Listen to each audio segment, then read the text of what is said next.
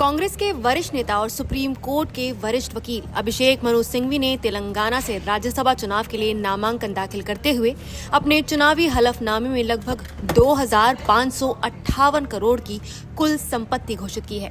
यह हलफनामा returning officer के समक्ष दाखिल किया गया है, जिसमें सिंघवी, उनकी पत्नी और उनके हिंदू अविभाजित परिवार यानी HUF की संपत्तियों, आय, देनदारियों और वित्तीय हितों का विस्तृत विवरण दिया गया है। हलफनामे के अनुसार वित्त वर्ष 2024-25 में सिंघवी ने 374 करोड़ से ज्यादा आय घोषित की है। पिछले कुछ वर्षों में उनकी आय लगातार बढ़ती रही है। 2023-24 में उनकी आय 333 करोड़ से ज्यादा रही, जबकि 2022-23 में ये 359 करोड़ से ज्यादा दर्ज की गई थी। इससे पहले 2021-22 में उनकी आय 290 करोड़ से ज्यादा और 2020-21 में 158 करोड़ से ज्यादा रही थी। हलफनामे में सिंघवी की चल यानी इमूवेबल संपत्तियों का भी पूरा विवरण दिया गया है।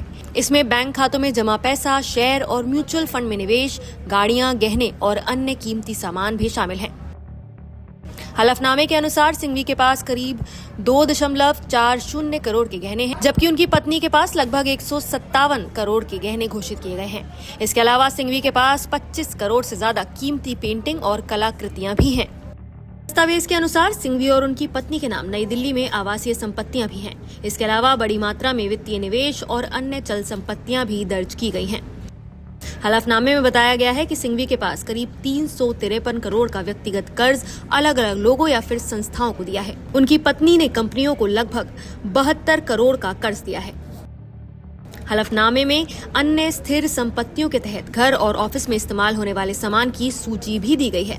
इसमें एयर कंडीशनर, फर्नीचर, रसोई के उपकरण, कंप्यूटर और अन्य मशीनें शामिल हैं। दिलचस्प बात यह है कि इस सूची में कंप्यूटर की डेप्रिसिएशन के बाद कीमत सिर्फ 163 रुपए दर्ज की गई है। हलफनामे में यह भी बताया गया है कि सिंघवी के खिलाफ कोई आपराधिक दोष सिद्धि नहीं है। हालांकि 2014 में आयकर विभाग द्वारा आय कम दिखाने के आरोप में एक मामला दर्ज किया गया था, जो अभी अदालत में लंबित है। इस मामले में दिल्ली हाई कोर्ट ने फिलहाल कार्रवाई पर रोक लगा रखी है। हलफनामे के अनुसार सिंघवी पर 63 करोड़ रुपए से ज्यादा का आयकर बकाया भी दर्ज है। हालांकि इतनी ज्यादा संपत्ति होने के बावजूद सिंघवी राज्यसभा के सबसे अमीर सांसद नहीं है।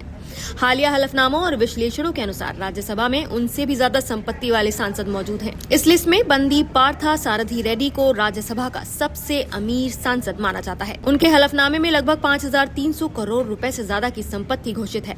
दूसरे स्थान पर आम आदमी पार्टी के राजेंद्र गुप्ता हैं, जिनकी घोषित संपत्ति करीब 5,053 करोड़ है। इसके बाद लगभग 2,558 करोड़ की संपत्ति के साथ अभिषेक मनु सिंघवी भी राज्यसभा के सबसे अमीर सांसदों में शामिल होते हैं। इस तरह राज्यसभा चुनाव के लिए दाखिल हलफनामे से न केवल सिंघवी की संपत्ति और आय का खुलासा हुआ है, बल्कि ये भी सामने आया है कि वो राज्यसभा के सबसे अमीर सांसदों की सूची में जरूर शामिल हैं। लेकिन इस सूची में उनसे ऊपर भी कई अरबपति सांसद मौजूद हैं।